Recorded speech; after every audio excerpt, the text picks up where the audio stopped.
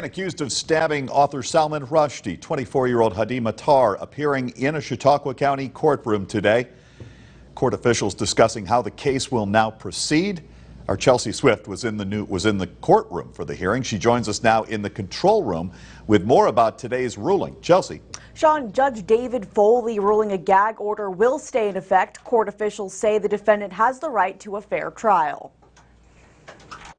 Court officials are working to preserve the integrity of the Salman Rushdie attack case. According to law enforcement, the defendant, 24-year-old Hadi Matar, allegedly stabbed Rushdie at the Chautauqua institution on August 12th. Chautauqua County Judge David Foley keeping a gag order in place Wednesday, which restricts court officials and law enforcement from discussing the case with the press. Our concern was being able to preserve Mr. Matar's constitutional rights, to, as I've indicated time and time again, to a fair trial, due process. And he's presumed innocent. Matar was arraigned last Thursday, and at that time, Judge Foley imposed a temporary gag order. The defense believes the continued gag order will prevent potential jurors from having an opinion before the trial even starts. The more that gets out there, it's going to be much more difficult for people not to see something.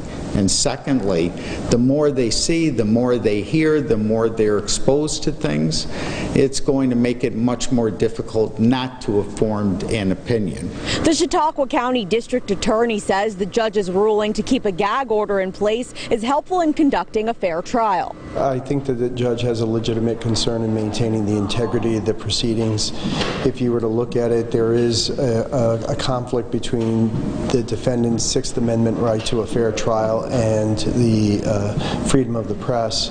So there's some balancing that has to be employed here. Matar is being held at the Chautauqua County Jail without bail. A discovery hearing is set for Wednesday, September 7th. Sean? Chelsea Swift in the control room tonight. Thank you, Chelsea.